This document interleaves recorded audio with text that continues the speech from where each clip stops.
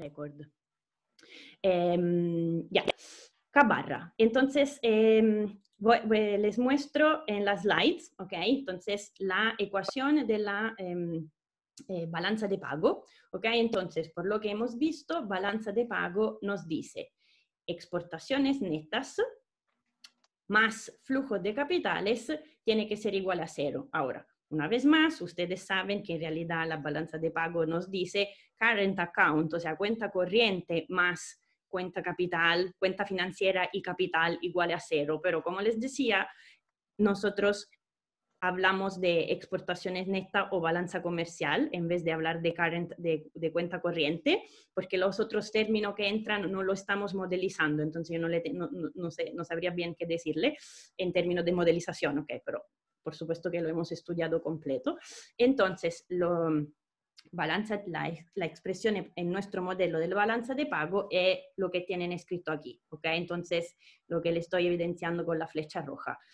Cuenta corriente, que para nosotros nada más es que balanza comercial, más flujos de capitales. La pregunta es sobre los flujos de capitales, que entonces, como he modelizado, dándole una forma funcional. Okay. Entonces, en su forma más general, es lo que tienen escrito aquí en negro. Le dice, los flujos de capitales dependen de las diferencias, esperen que estoy mirando el chat, súper. Dependen de la diferencia entre la tasa de interés y la tasa de interés extranjera más la tasa de depreciación esperada.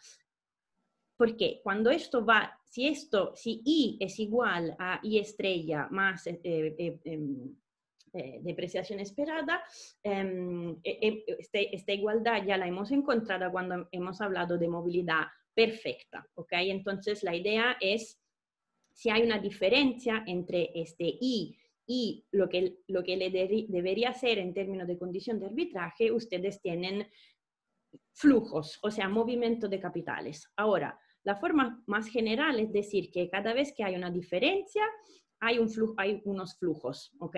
De capitales. Aquí le estoy dando en la versión azul, ¿ok? Una forma funcional muy sencilla, que dice, dame la diferencia entre I, tasa de interés nominal, y lo que es la tasa de interés extranjera más la depreciación esperada, ¿ok? Y esto me genera flujos de capitales simplemente multiplicándolo por una constante K barra. O sea, yo le estoy diciendo, si la movilidad es muy alta, o sea, si los capitales se pueden mover sin muchos problemas, desde que hay una pequeña diferencia entre I y el resto, voy a tener harto flujos. ¿Cuánto? Entonces, K, o sea, la diferencia, lo que está dentro de la paréntesis redonda, multiplicado por una constante, un número que es muy alto. Por lo cual yo voy a tener hartos flujos de capitales. Mientras que la interpretación económica cuando de K que tiende a 0, yo le estoy diciendo, usted puede tener toda la diferencia, puede tener una diferencia enorme entre I y lo que es I estrella más la depreciación esperada. El flujo de capitales es cerca a 0, porque yo estoy multiplicando esto por un número K barra que es muy chico. ¿Y por qué? Entonces le estoy diciendo que en términos de, o sea, usted imagínese que es un operador del mercado financiero, ¿ok? Entonces se da cuenta que, por ejemplo, hay una oportunidad interesante de invertir, o sea, usted está basado en Estados Unidos y ve que I estrella más depreciación esperada en China, tiene un valor tal que en realidad I nominal en Estados Unidos es más chico de lo que podría ganar usted invirtiendo su plata en el mercado financiero chino, o sea, en la bolsa de Shanghai, ¿ok? Ya, entonces si hubiera movilidad alta de capitales, nosotros deberíamos ver muchos flujos que van de Estados Unidos a China. Pero si yo les digo que hay tensiones, que pusieron muchas leyes por las cuales antes de sacar los capitales tiene que si quiere ir a China usted con su capital y tiene que necesitar pasar a través una autorización del Trade Department. Después tiene que tener una autorización de su banco. ¿Se comprende? Empieza a ser engorroso. Se demora tiempo. Entonces, básicamente le estoy diciendo, aunque Y estrella más la depreciación esperada, le diría que es más interesante invertir en el mercado financiero chino. Usted no lo puede hacer o lo puede hacer. En total va a haber relativamente pocos flujos de capitales. ¿Por qué? Porque en realidad hay restricciones. ¿Ok? Entonces, ¿cuántos son los flujos? Bajos. Porque Y menos, Y estrella, etcétera, tiene un valor, pero yo lo estoy multiplicando por un K barra, que es chico. Entonces, K barra me representa la presencia o la ausencia de regulación, restricciones en el término que pueden ser administrativa, pueden ser fees, o sea, yo le digo, ya perfecto, quiere invertir, perfecto, pero por cada $1000 que se llevan, que cambia para comprar renminbi, tiene que pagar un impuesto del 10%, ¿ok? ¿Se comprende? Entonces dentro K barra hay todo lo que puede ser restricciones y entonces legales, fees, o sea, impuestos, costos, etcétera, etcétera. ¿Se comprende un poquito mejor? Sí, profe, gracias. Y otra duda es acá como en orden de magnitud, ¿entre cuánto varía? No te lo, no, Es por dar una forma funcional, ¿no? no, exacto, es una forma funcional. No te sabría decir aquí, por ejemplo, en términos, qué sé yo, hoy en día entre dos economías, cuánto lo puedo estimar cada barra. Honestamente no te lo sé decir, porque esto lo debería hacer por bloques, ¿verdad? O sea, por ejemplo, entre Estados Unidos y Europa tenemos restricciones de capitales, sí, no, cuánto, cómo lo puedo evaluar. Y honestamente no tengo un número en la cabeza. Así que, sorry, no lo había pensado. Pero Gracias, profe. seguramente decir que K tiende, o sea, K es un número relativamente, es una constante relativamente alta, pero como les decía, eh, ningún lugar podríamos decir que la movilidad de capitales es perfecta. ¿Okay? Entonces, la perfección es de verdad una hipótesis muy extrema. En la mayoría de los casos estamos en movilidad imperfecta. Claramente, si pensamos las dos mayores economías, China y Estados Unidos, hoy K va bajando, ¿ok? O sea, estamos poniéndose, nunca estuvo perfecta, ¿ok? Por ejemplo, dentro K barra, siempre para hablar de Estados Unidos-China, ustedes saben que si yo soy una empresa estadounidense y quiero entrar en el mercado chino, por ejemplo, yo no puedo comprarme una empresa, puedo entrar y comprar stocks, o sea, acciones de una empresa china. Al principio había esta política de joint venture. ¿Saben qué significa? Yo por lo menos no. Ok, No, siempre, yo pregunto siempre para saber si tengo que, claro, para no explicar cosas que todo el mundo sabe, así que, por ejemplo, la política del joint venture decía que yo no puedo comprar la propiedad entera, o sea, una empresa estadounidense, no puedo comprar la propiedad, o sea, comprarme una empresa o abrir mi filial en China. Lo que tengo que hacer es que una joint venture significa tener al mismo tiempo un partner que sea una empresa china. ¿Ok?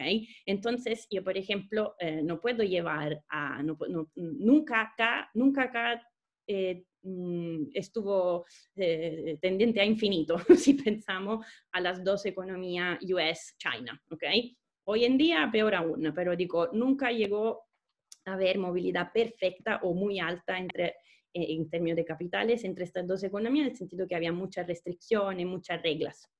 Okay, entonces, por ejemplo, yo no podía llegar y abrir completamente mi empresa filial en China, tenía que hacerlo junto a alguien que estaba por allá, con una empresa entonces china, y etcétera, etcétera, con una cierta composición de capital, etcétera.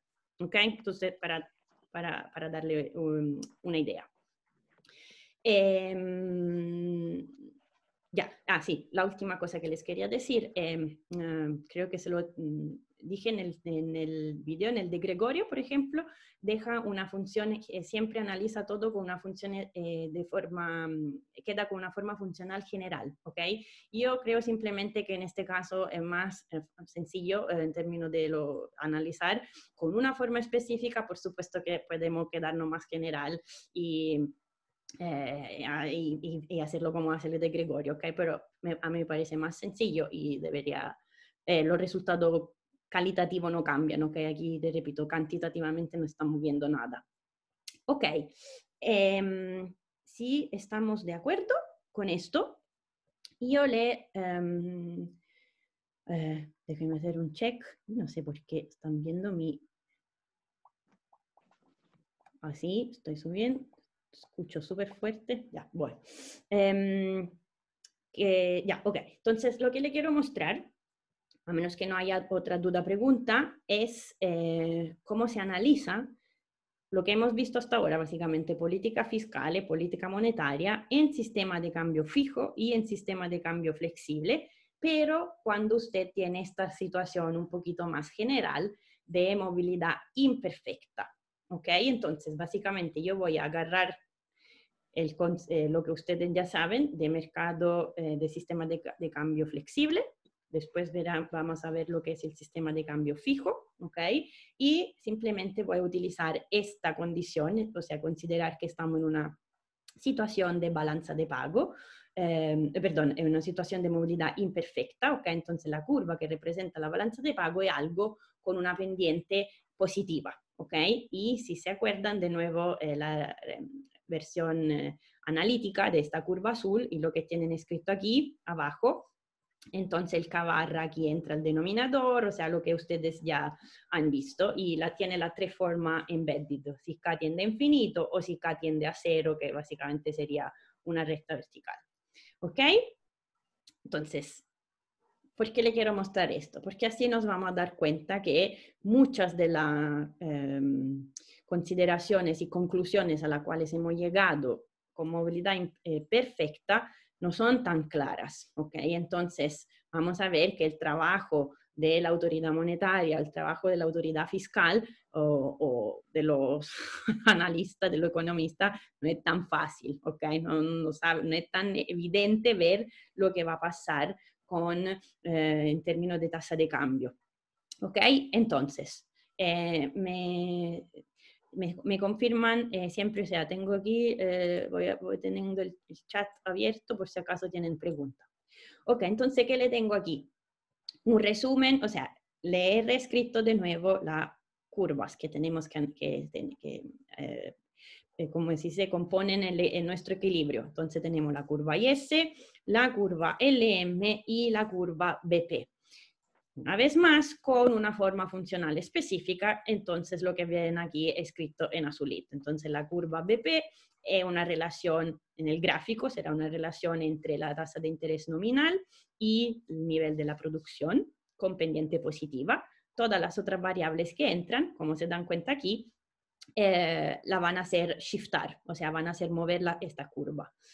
Ahora, vamos a analizar las dos situaciones, cambio flexible y cambio fijo. Cuando hablamos de situaciones de cambio flexible, ¿se acuerdan, no? Ahí tenemos que hacer una hipótesis sobre la tasa de cambio esperada. La tasa de cambio esperada la podemos, en su versión extrema, o consideramos que es fija o consideramos que es siempre igual a la tasa de cambio nominal. Ahora, cualquier sea las dos de las dos hipótesis, si ustedes miran aquí la forma de la curva de balanza de pago, estamos de acuerdo que, aunque yo le diga que estoy en este caso de la tasa de cambio esperada igual a la tasa de cambio nominal siempre, ¿ok? Igualmente yo voy a tener efectos de la tasa de cambio sobre la BP. O sea, la BP sí o sí se va a mover si la tasa de cambio se mueve. ¿Lo ven por qué? O sea, cuando estamos en economía, cuando estamos en movilidad perfecta, ¿ok? Entonces, movilidad perfecta, estamos de acuerdo, básicamente la BP colapsa a la UIP, que sería lo que tienen aquí en paréntesis, solo la parte en paréntesis cuadra.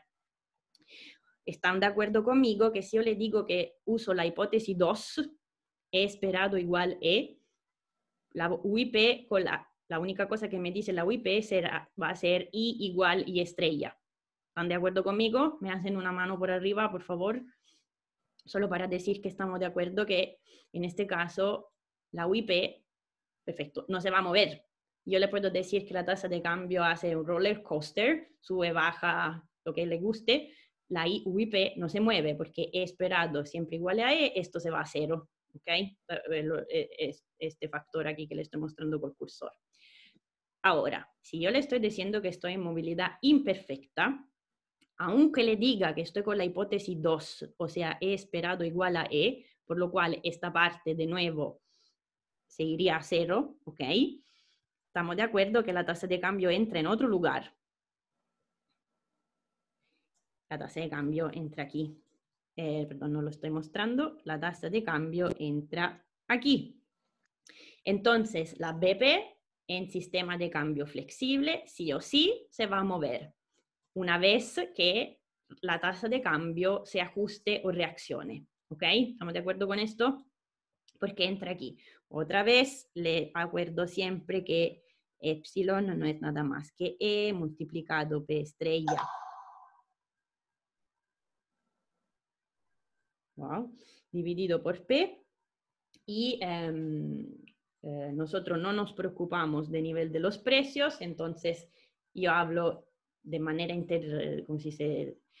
sin hacer diferencia de epsilon o de E, justamente porque los precios aquí están fijos, lo normalizo a 1, no me importa, ¿ok?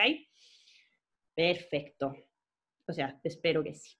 Entonces, a ver, yo que le tengo aquí dibujado. Una situación de sistema de cambio, o sea, le estoy diciendo que estoy en un sistema de cambio flexible. En particular, le estoy diciendo que la tasa de cambio esperada es igual a una constante, por lo que tienen escrito aquí. ¿Okay? Entonces, la intercepta de esta curva, de las curvas, balanza de pago, vale Y estrella más depreciación esperada, menos delta 2, lo que sea la forma funcional que le hemos dado, ¿no? Entonces, este coeficiente por la renta extranjera, menos otro coeficiente que multiplica la tasa de cambio real, pero da lo mismo, puedo escribir directamente si quieren nominal para que no nos confundamos, ¿ok? Ahora, ¿qué le tengo dibujado yo aquí? Y le tengo dibujadas dos curvas BP. ¿Cuál es la diferencia entre la BP1 y la BP2? A ver si yo logro escuchar lo que me están diciendo. ¿Alguien que tenga una hipótesis? Una hipótesis, una interpretación, siempre calitativo, ¿eh? Yo aquí no le estoy dando ninguna pendiente, no sé exactamente cuánto vale, etcétera, pero le estoy diciendo una es más pendiente que la otra.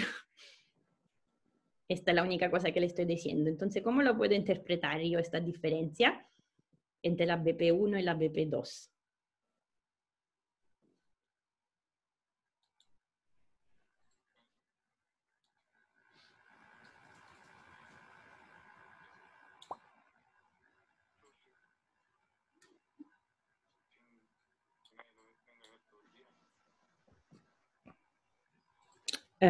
¿Saben qué? Yo no comprendo si yo no estoy escuchando o si nadie está hablando. Tengo muchas dudas.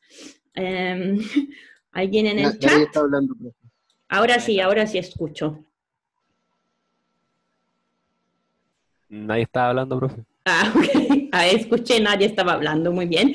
Y entonces, del nadie que está hablando, ¿nadie tiene una idea entre la BP1 y la BP2? ¿Cuál es la diferencia? El K. El K. Ok, entonces, ¿cuál es el K? ¿Más alto o más bajo? O sea, o nivel del K más alto, más bajo, o si quieren hablar en términos directamente de movilidad. ¿Cuál es la diferencia? Entonces, en términos del K, En el BP2 hay más movilidad. perfecto. Ok, entonces lo puedo escribir así, llamámoslo K2, ok, sería el K que corresponde a la curva BP2. Dicho así de manera sencilla, estamos diciendo que la movilidad en el caso de la BP2 es mayor, lo que en términos de nuestro simple modelito, o sea, forma funcional, podemos representar diciendo que la constante K2 es más alta, ¿ok? De hecho, la BP2 está dibujada que está casi plana, o sea, si fuera totalmente plana tendría la situación de movilidad perfecta, ¿ok? Entonces, en la BP1 tengo menos movilidad que en la situación BP2. Y para hacerlo rápido, para nosotros no siempre decir más, menos, K, le voy a decir que esta la llamamos alta y esta la llamamos nivel de baja movilidad, ¿ok? Porque estamos a nivel solamente calitativo aquí. Pero, repito, se traduce diciendo que K2 es mayor de K1. Ahora, perfecto, tengo dos situaciones, entonces le podría decir que tengo dos situaciones como un contraejemplo o dos economías que son iguales en términos de la curva IS, el M, y después tengo dos posibles alternativas. Baja movilidad, o sea, poner altas restricciones y tener baja movilidad, o tener alta movilidad. Ok, esto en cambio flexible. Entonces, mi punto aquí es, supongan que el gobierno aquí interviene con una política fiscal expansiva, la sólida política fiscal expansiva. O sea, la IS se desplaza porque yo estoy subiendo el gasto. ¿Ok? ¿Qué pasa en esta economía? O sea, yo le estoy pidiendo ahora de ir a analizar lo que tiene que pasar en términos de los ajustes de las variables. Entonces, ¿qué va a pasar en términos de tasa de cambio? O sea, flujo de capitales, tasa de cambio, exportaciones netas, etcétera, etcétera, etcétera. Alguien, o sea, la persona que no vi antes, que intervino antes, se ve aquí porque yo le hice las dos, porque le dibujé estas dos situaciones. Y aquí le tienen dibujado el punto B. Yo le estoy diciendo, yo parto del punto A, ¿ok? En el punto A yo estoy en equilibrio porque al mismo tiempo se respetan las tres ecuaciones, o sea, las tres condiciones económicas, ¿no? IS, LM y BP, cualquier sea, BP1 o BP2, ¿ok? Ahora yo le digo que la IS se desplaza porque el gobierno hace una política fiscal expansiva. Y paso por un epsilon de tiempo en el punto B. Ahora yo en el punto B no estoy en equilibrio porque no estoy arriba de la curva BP, ¿ok? Entonces, tengo que ir a analizar qué pasa, cómo se desplazan mis curvas y dónde va a estar, realísticamente, decimos siempre solo en término calitativo, mi nuevo punto de equilibrio, ¿ok? Ahora, ¿ven cuál es la diferencia? ¿Qué tipo de desequilibrio yo tengo si yo estoy en el punto B? Cuando yo miro la situación BP1 con respecto a cuando yo miro una situación de alta movilidad. O sea, lo que ustedes ya saben es lo que corresponde a una BP completamente plana, ¿ok? Entonces, lo que le debería parecer familiar es lo que pasa cuando yo le pregunto, le digo de concentrarse sobre la BP2, ¿ok? Esto debería parecerle más familiar. ¿Por qué? ¿Alguien por allá que quieren, que ve dónde vamos llegando? Sí, Dime. que ahora el punto B, como hay un interés más alto, ahí va a haber un flujo de capital positivo con respecto a la PP2 y eso va a generar un aumento en la tasa nominal de cambio, creo, y va a hacer que el Espera. punto... Lo voy anotando. Entonces estamos con los flujos de capitales. Correctamente me dijiste flujos de capitales positivo, ¿verdad? Claro, Ok. Si yo tengo, ¿por qué? Porque la tasa de interés es más alta de lo que me dice que debería ser según la BP2. Ok. Entonces, si es más alta, es más interesante invertir en el mercado financiero local, llegan capitales. ¿Qué impacto tiene esto sobre la tasa de cambio? va a disminuir. Va a disminuir. O sea, tengo una apreciación de la moneda, perfecto. Claro, y eso va Una a vez que desplazar la tengo una misma apreciación de la curva. moneda, entonces,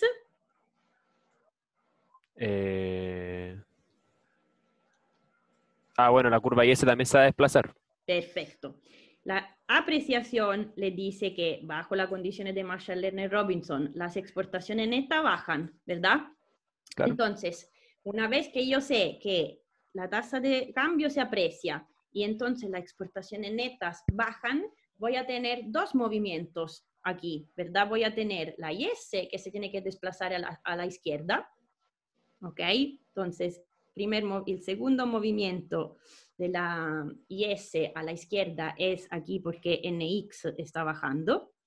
Y si está bajando la tasa de cambio, y la tasa de cambio entra en la curva en la expresión de la curva BP, repito una vez más, entra aquí al denominador, ojo, ok, y entra aquí con el signo menos. Entonces estamos todos de acuerdo que la BP se desplaza hacia Arriba. arriba. Entonces, mi punto, pero me enredé, o sea, los colores no sé si lo ayudan. Entonces, la IS se desplazó de nuevo a la izquierda y la curva BP, ahora esta sí la vamos a hacer amarilla, se tiene que desplazar hacia arriba, ¿ok? Y su punto de equilibrio final sería el punto B. Esto es familiar porque ya lo han visto, es la misma cosa que pasaba cuando la movilidad era perfecta. Súper bien. ¿Cuál es la discusión si yo le digo que en realidad esta economía tiene una baja movilidad de capitales?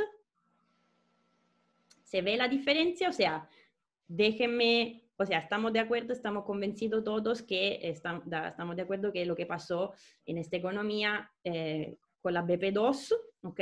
Ahora entonces concentrémonos sobre lo que pasaría, lo que pasa si la curva es la BP1. ¿Cuál es el problema? O sea, ¿cuál es la diferencia? ¿En qué tipo de desequilibrio me encuentro en este caso?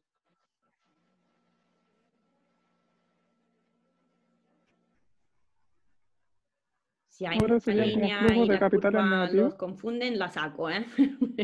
Me dicen, la puedo borrar. Por ahora la quería guardar para mostrarle la diferencia.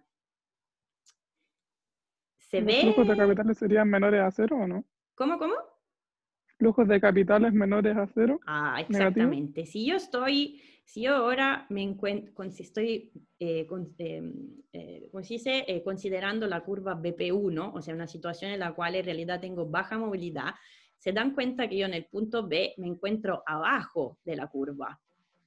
O sea, la tasa de interés es más baja de lo que me daría la condición de equilibrio, lo que significa que es más interesante ir a invertir en el mercado financiero extranjero. O sea, los capitales salen, o sea, flujos de capitales negativos. Si yo tengo flujos de capitales negativos, todo el mundo aquí está sacando capitales, significa aquí están todos vendiendo pesos, el peso se deprecia, o sea, sube. Bajo las condiciones de Marshall-Lerner-Robinson, si no estamos cambiando nada más, ok, por supuesto siempre las cosas aquí son ceteris paribus, aquí NX sube. Entonces, si no se confunden, miren qué tipo de movimiento voy a tener yo. La IS se desplazó del punto A al punto B. Ahora la IS, puesto que aquí le estoy diciendo que NX sube, ¿están de acuerdo conmigo que la IS se tiene que desplazar más a la derecha aún? ¿Ok? Porque NX aquí sube. Y la curva BP se tiene que desplazar hacia abajo. ¿Estamos de acuerdo o no? Sí, profe. Súper. Entonces, lo hago con otro color. Entonces, aquí, solo para dar una idea de la cuestión, la IS se desplazaría más aún a la derecha y su curva BP, en este caso, se tiene que desplazar, se va a desplazar hacia abajo. Y yo tendría otro punto de equilibrio, el punto D. Entonces, si ahora ustedes se tienen que dar cuenta que cuál es la consecuencia de en este caso, de cualquier shock, de cualquier cosa que le hace desplazar a la derecha la curva IS, que en este caso es una política fiscal, pero podría ser unos shock en el sentido al opuesto de lo que ustedes tenían el control, ¿verdad? Por allá era un shock negativo sobre la confianza de los consumidores, y yo aquí le podría contar una historia al revés. La confianza o cualquier otra componente, o sube la renta extranjera, cualquier de estas cosas. Repito, en este caso una política fiscal, pero como se dan cuenta, aquí el modelo le está dando dos predicciones opuestas en términos de lo que va a pasar con la tasa de cambio, y entonces, después, una vez que decimos si vale Marshall Robinson sí o no, en términos de NX.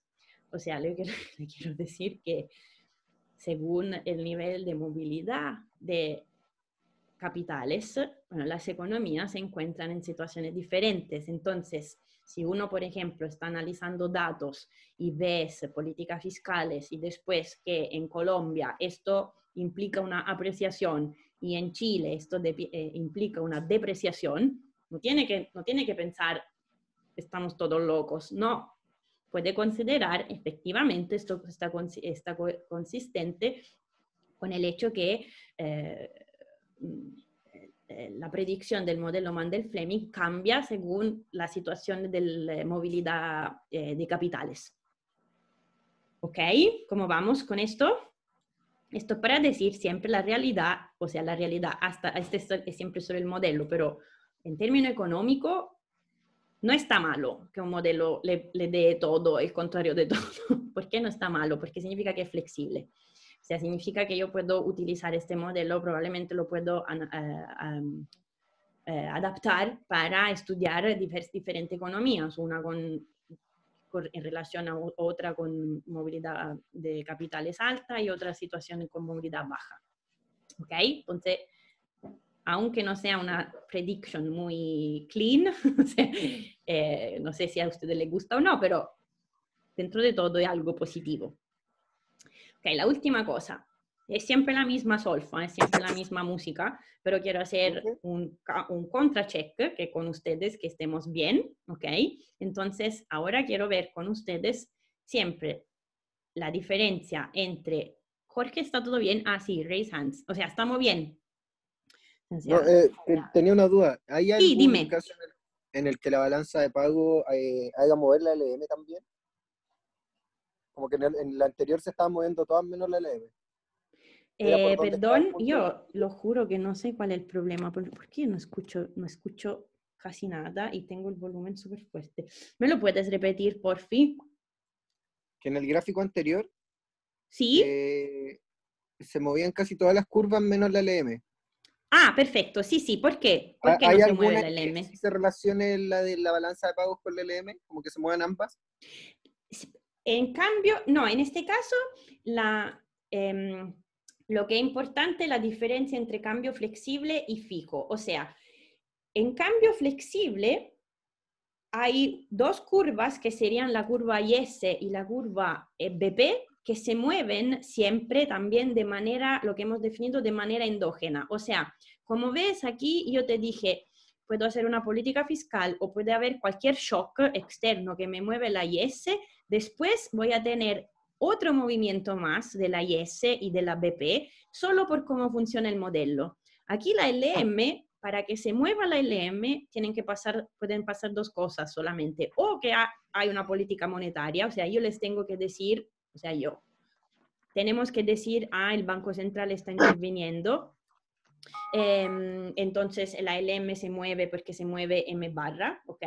O podemos también considerar una situación de shock, que en la ecuación de la curva LM hay alguna confianza, por ejemplo, la demanda de moneda sube o baja más allá del nivel de, o sea, uno shock, ¿ok? A la componente exógena. O sea, la conclusión es, la LM, a menos en el mundo de cambio flexible, a menos que no haya una política o un shock externo, no se mueve. ¿Ok? Mientras que la IS y la BP siempre se mueven de manera endógena. ¿Por qué? Porque desde que cambia la tasa de cambio, se reaccionan la BP y la IS. Mientras que la tasa de cambio de manera explícita no entra en la curva LM, ¿verdad? Esta es la razón fuerte en principal. O sea, si tú miras la LM aquí que entra Y y I, a menos que yo no te empiece a decir algo sobre M barra, que sería la política monetaria, esta curva no se mueve, ¿ok? Esto es porque porque hasta ahora hemos analizado sistema de cambio flexible. La gran diferencia con lo que el sistema de cambio fijo es que ahora, en cambio fijo, la LM sí o sí se va a mover de manera endógena, ¿ok? Entonces, en este caso, la LM se mueve de manera endógena. ¿Y por qué? Porque aquí estamos en sistema de cambio fijo y les recuerdo que el cambio fijo significa se anuncia una paridad, o sea, el peso chileno tiene que valer X, o sea, $1 igual X pesos chilenos, y esto se tiene que respetar siempre. En este caso, entonces estamos con una situación E igual una constante, llamámoslo E barra, y la tasa de cambio esperada también tiene que estar igual a la efectiva, y entonces a este constante E barra. Esto significa que cualquier cosa pase, el Banco Central tiene que intervenir.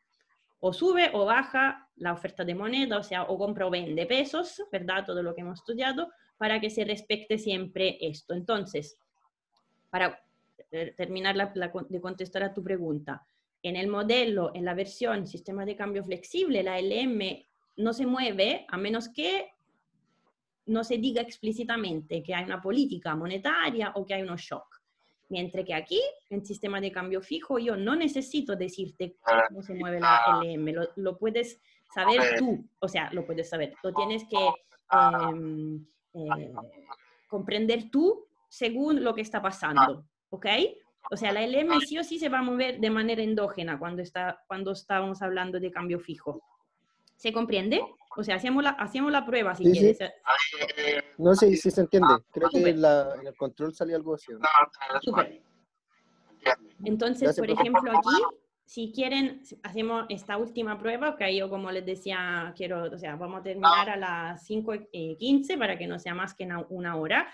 Y lo que me queda, que le quería contar de globalización, antiglobalización, si ustedes están de acuerdo, en contra del TPP, todas estas cosas, las dejo para el video, para no que sea muy largo. Ok, entonces, hacemos la prueba que estamos todo bien claro. Si parto del punto, estoy en el equilibrio del punto A, ok, hago la misma cosa de la misma política que estaba estudiando de antes, un gobierno que interviene con una política fiscal expansiva, ok. Tengo dos situaciones, una posible BP1, o sea, estoy diciendo que estoy con baja movilidad, o otra economía en la cual puedo considerar alta movilidad, BP2. La pregunta es, ¿cómo tiene que intervenir el Banco Central después de una política fiscal expansiva? A ver si hay alguien que me ayuda a contestar a esta pregunta, bajo el supuesto que yo logre escucharlo.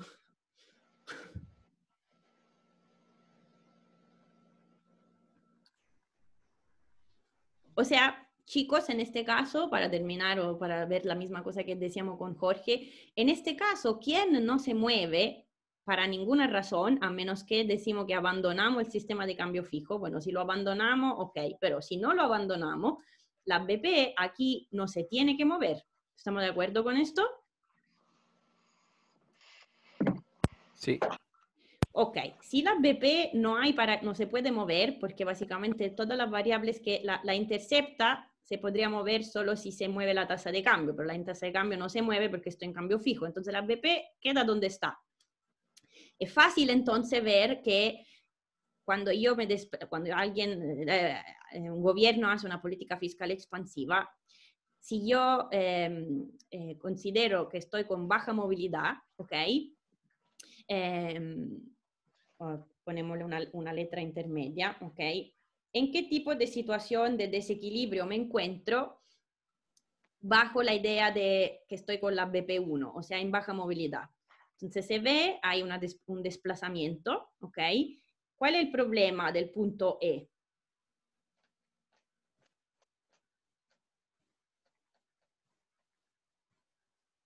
Qué mala letra, E como casa de cambio, no. F. ¿Cuál es el problema del punto F? El punto F me dice que yo o sea, en equilibrio no estoy, porque no estoy arriba de la BP1, que es mi BP de referencia, ¿ok? Estoy abajo, ¿ok? Entonces, ¿cuál es el problema aquí? En el punto F, yo tendría tendencia a observar, o sea, el Banco Central debería empezar a observar flujos de capitales ¿de qué tipo? Negativo. Negativo. Pero si yo observara flujos de capitales negativos, lo que le llevan una presión, ¿verdad?, a la depreciación, bueno, perdería mi situación de tasa de cambio fijo, ¿ok? Entonces, todo esto no puede pasar que la tasa de cambio se deprecie. Entonces, el Banco Central aquí, ¿qué tiene que intervenir a hacer? Tiene que comprar o vender pesos. Comprar peso. Perfecto. El Banco Central entonces tiene que comprar pesos. Compra pesos a cambio de dólares, o sea, compra pesos, vende dólares. Que significa que sus reservas de dólares bajan. ¿Ok? Al bajar de la reserva de dólares, significa que la oferta monetaria, o sea, para ser preciso, la base monetaria y entonces la oferta monetaria baja. Y estamos todos de acuerdo, ¿verdad? Que la curva LM se tiene que desplazar. Si baja la oferta de moneda, se va a desplazar hacia arriba y su punto de equilibrio será el punto B. ¿Estamos de acuerdo? Sí.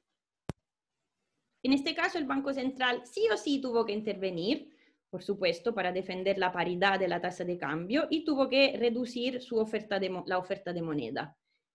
Como ven, es exactamente lo opuesto de lo que tiene que hacer si yo le estoy contando que estamos con alta movilidad de capitales.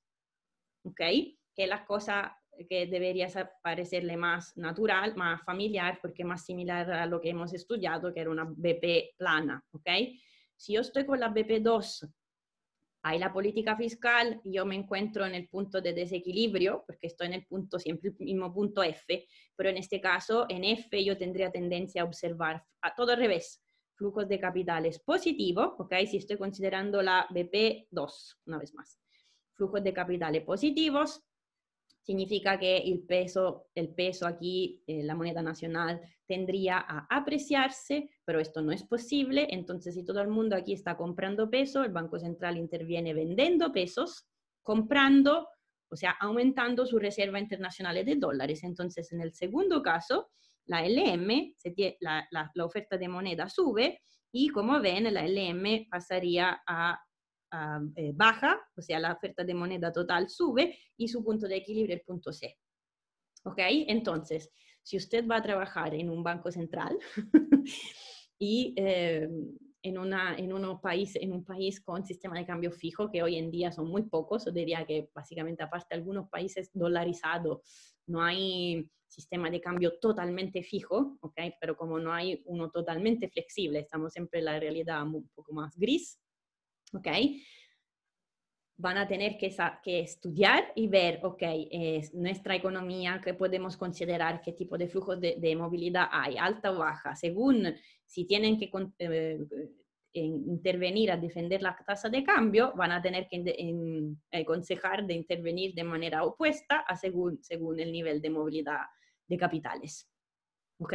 Alta o baja. ¿Cómo vamos? ¿Se comprendió?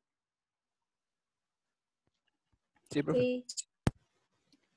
Ok, entonces, esto es para decir que las conclusiones no son unívocas, o sea, si uno le dice, el gobierno está haciendo una política o hay unos shocks de este tipo y estamos con cambio flexible, entonces seguramente lo que va a pasar es una apreciación o depreciación, usted ahora van a saber que no es tan simple, va a depender también de la situación financiera, o sea, de la situación en términos de flujos de capitales, o sea, si hay alta o baja movilidad.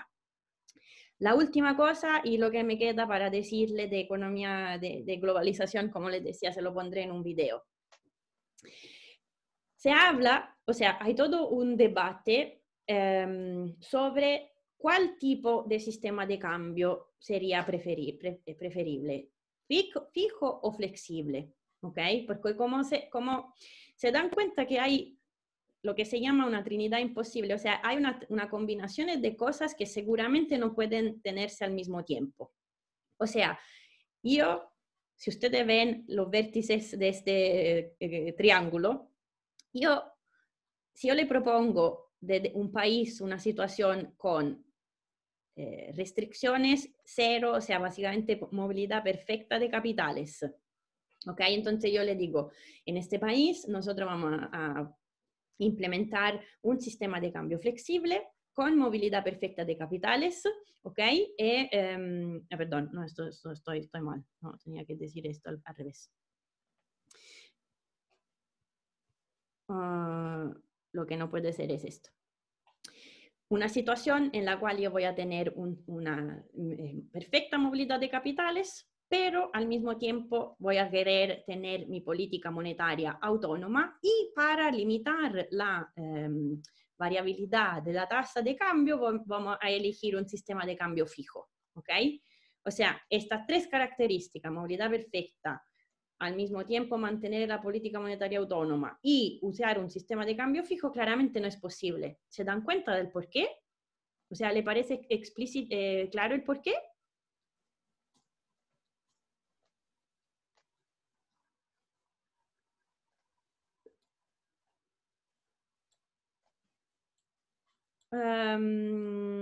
Sí, porque para mantener un cambio fijo, Sí. siempre el Banco Central tiene que entrar a intervenir.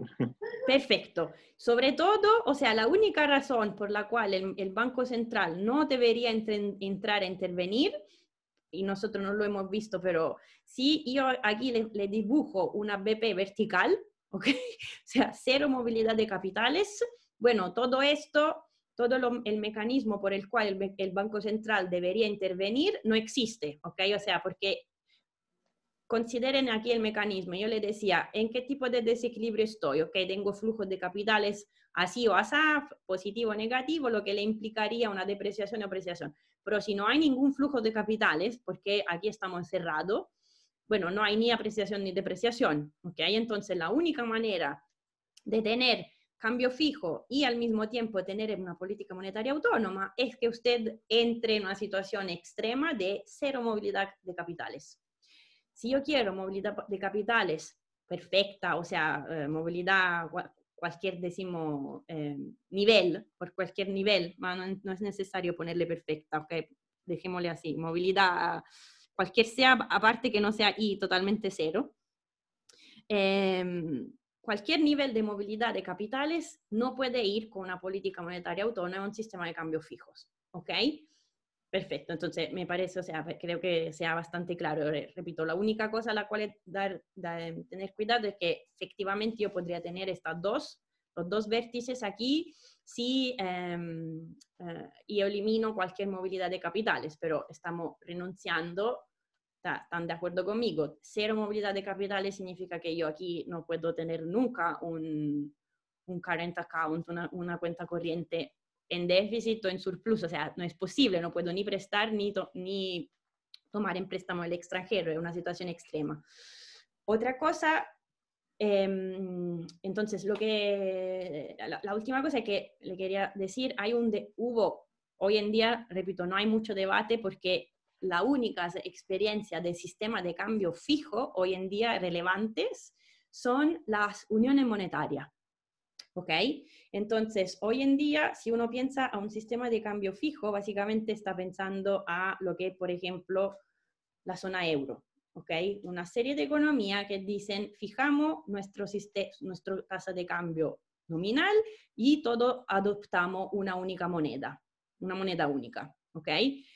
Entonces, ya, para que no sea muy largo, voy a cerrar aquí y le voy a subir el jueves un video donde le hablo, o sea, además un tópico muy, o sea, claramente aquí es mucho menos interesante, pero cuando uno estudia economía en Italia, en cualquier país en Europa, o sea, claramente se estudian lo que son la unión monetaria, si estuvo una buena idea, una mala idea, y etcétera, etcétera.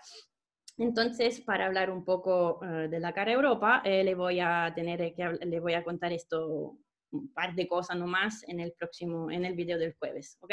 Y entonces, no sé si tienen alguna duda, pregunta, va a ser más sobre dos cosas, sobre la unión monetaria y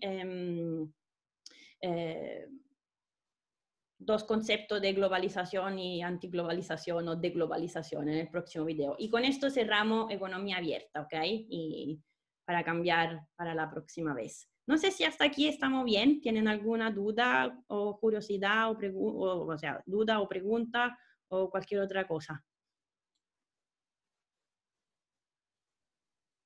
Profe, a mí me ¿Profe? surgió una curiosidad. Ah, ya, pero dale. Va. Sí, Ah, hay no. dos personas al mismo tiempo, entonces una a la vez, pero no hay problema.